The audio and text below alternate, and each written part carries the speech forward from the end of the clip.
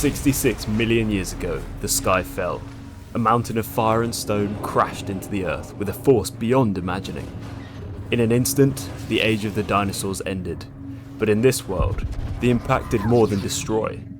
It awakened something ancient, the magical weave that binds every reality, Memoriam. Invisible, unfathomable, and brimming with power, it flooded through the wounded earth, and in its wake, life began to change, to twist, to evolve in new ways no world had ever seen before.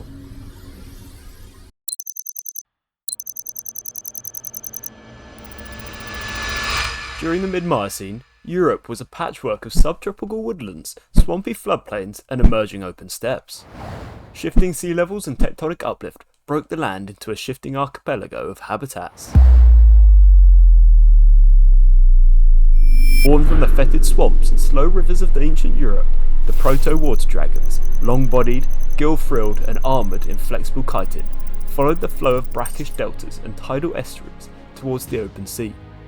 In the dense wetlands, their growth had been stunted by limited prey and thick vegetation, but once in the vast coastal waters where fish shoals moved in abundance and space was no longer a constraint, they entered a period of explosive gigantism. Their internal gas sacs, once used for navigation in dense bogs, evolved into buoyancy chambers for long-distance gliding just beneath the surface, while their legs formed into fin-like paddles.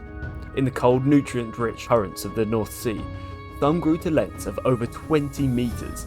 Their translucent wings, now vestigial flares used in mating displays. While they've been freed from the constraints of the swamps, this aquatic lineage came leviathans. Silent, looming, and increasingly solitary, seeding legends of sea serpents and vanished gods along every coastline they hunted. As the sand snooters of Africa migrated north, they met the forests and swamps of Europe. Faced with a land without sand, they began to adapt to filtering through water and swamp mud for food. With the lack of endurance predators in the swamp, size and a tough hide became its primary defence. Losing their long limbs for those just long enough to wade through the swamp water, these creatures, known as bloat boar, wallow around, digesting peat from beneath murky slurries. They've gained their name from the large quantities of gas this diet produced from their guts, and can be highly dangerous if disturbed, going on a near unstoppable rampage, throwing their bulk around with abandon. You would often see bloat boar covered in scars or even missing chunks of flesh, as predators often cannot bring down these creatures, merely taking a chunk and retreating. To hunt these brutes, the Intelodonts rose up to fill this niche, becoming hunters of the swamp. Continuing along a path of jaw evolution, these creatures started using stealth to tackle their prey. Moving through shallow water, these creatures would sneak up to close range before lunging at their chosen victim, either taking a large bite from big prey animals or crushing smaller creatures in their jaws before dragging them back to land to feed. Their skulls, already wicked, continued to develop larger crests, and their jaws grew larger teeth and tusks. As the Dromeandros spread northwards from the African deserts into the lush and uneven terrain of prehistoric Europe, they underwent a profound transformation. No longer reliant on extreme speed across open flats, their bodies shifted towards an agility and stealth hunting style. The once lean, aerodynamic frame has thickened, especially along the dorsal carapace, which now has arches into a semi-armoured hump for protecting vital organs from ambush from predators above. Their hind legs, once made purely for bounding speed, have now lengthened unevenly, the rear pair exaggerated for propulsion, and the mid pair now functioning more like powerful stabilisers to weave between trees and vault over terrain. Their forelimbs, previously built for grappling and killing in tight-knit packs, have become more expressive and dexterous, potentially used for manipulating undergrowth and scavenging. The tail has grown into a semi-prehensile counterbalance organ, sheathed in toughened chitin, with saw-like ridges, possibly used in display or combat. The head is narrowed, snout elongating and nostrils migrating higher, indicating a shift to scent-based tracking in closed environments. Even the eyes appear slightly recessed and more protected, with lateral placements suggesting an adaptation to watching for flank threats in dense underbrush. One of the most notable developments is the reduction of external armour along the limbs, replaced by lean muscle and internal ribbing, likely to reduce weight and improve manoeuvrability in the cluttered terrain of forests. Their coloration has also changed, from the sandy yellows and rusts of Dromeandros to the darker, more dappled tones that would blend into the shadows and leaves. These new forms, now broadly referred to as wood drakes, are no longer the relentless coursing predators of the dunes, but ambush pack hunters of the woodlands. Where they once chased prey to exhaustion, they now stalk, wait and strike with surgical bursts of violence.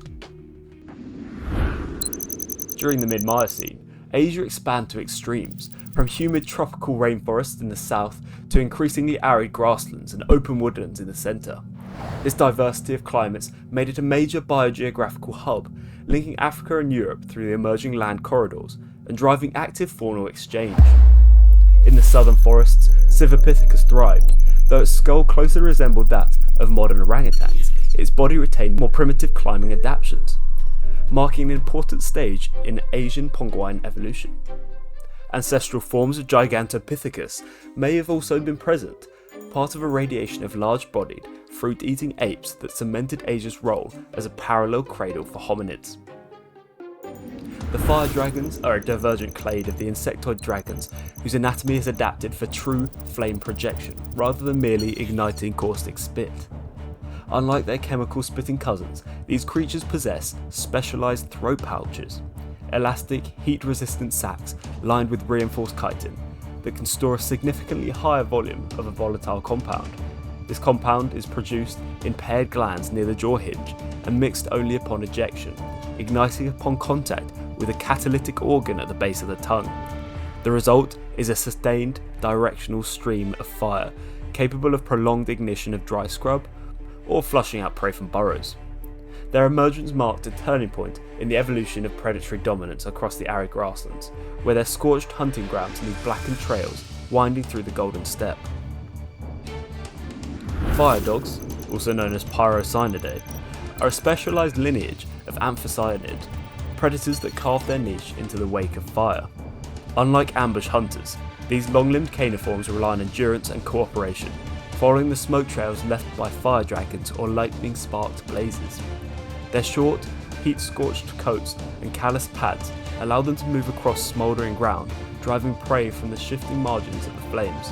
Small packs coordinate to harry exhausted herbivores, snapping up rodents and lagomorphs flushed out from their burrows, or running down larger animals weakened by smoke and heat. In doing so, fire dogs have become both scavengers and hunters of the fire-swept steppe. A guild of opportunists whose survival depends not on the kindling flames themselves, but on reading and exploiting the chaos that they leave behind. The Highland hive dragons of the eastern reaches represent a highly social and structurally complex branch of the insectoid dragons. Evolved to thrive in the harsh, thin-aired crags of the Himalayas, these dragons construct vast communal hives, clinging to sheer cliffsides and using a composite of hardened spit, feces, pulverised bone and scavenged mineral detritus. This mixture cures into a substance tougher than brick, allowing their colonies to weather avalanches, storms and aerial attack. Much like swifts or swallows, each individual contributes to the ever-expanding hive structure, crafting nest alcoves, thermal vents and defensive protrusions with meticulous instinct. These hives can span entire mountainsides, honeycombed with chambers for larvae, fungal farms led by guano runoff, and specialised hollows used for ritual displays and mating choruses that echo down the valleys like thunder. Physiologically, the hive dwellers have adapted for communal living. Shortened wings for tighter manoeuvring in vertical terrain, stockier builds for anchoring to sheer rock, and a complex language of clicks, chirps, and bioluminescent pulses to coordinate in the dim, cold light.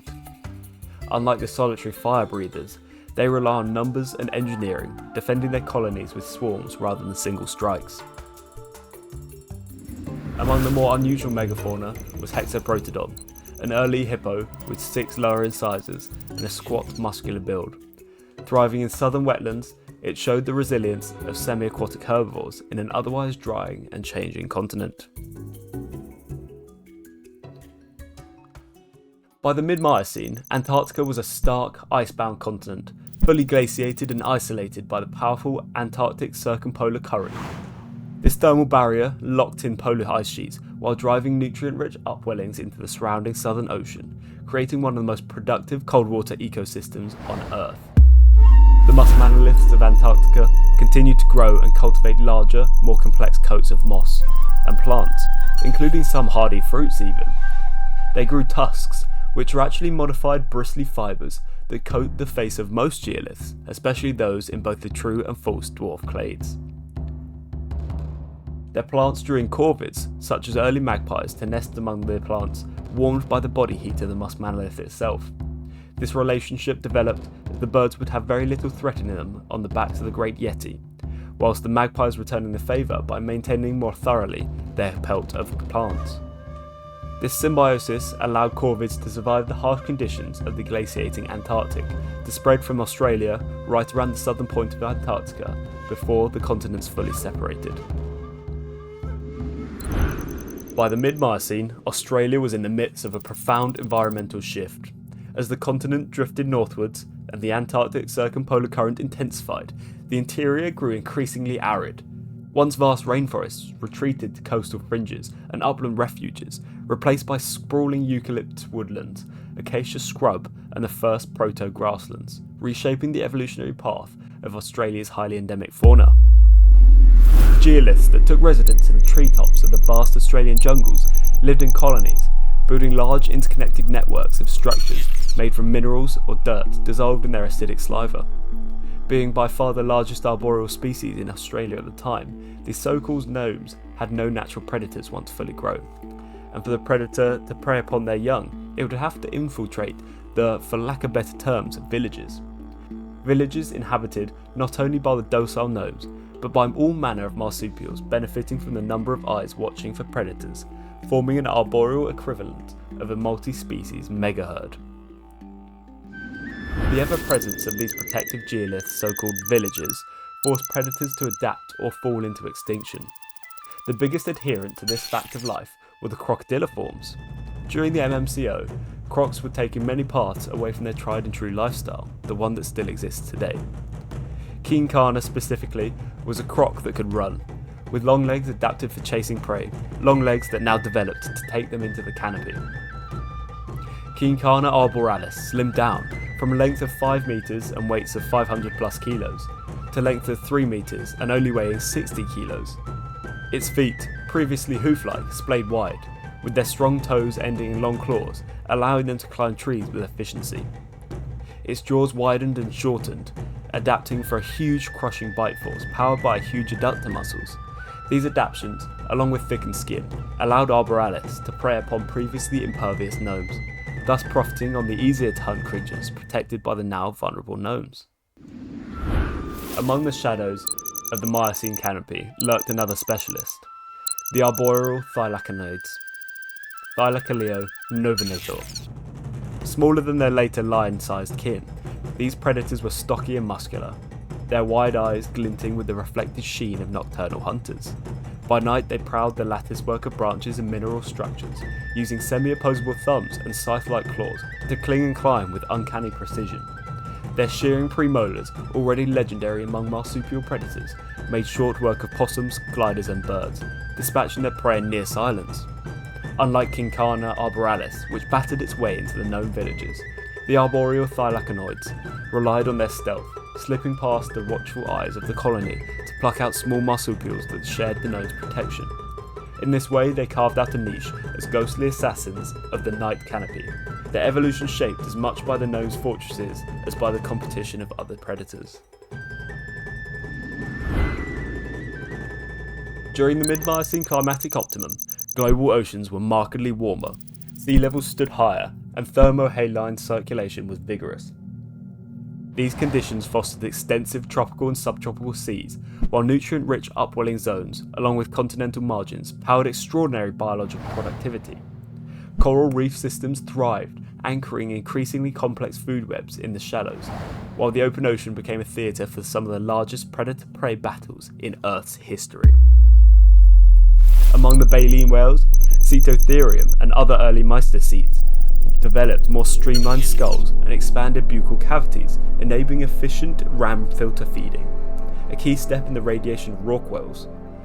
Alongside them, archaic toothed whales such as the squalodontids bridge evolutionary stages between primitive Archaeocetes and modern Odontocetes, blending robust jaws and conical teeth with emerging echolocation to hunt fish and squid in both coastal and pelagic waters.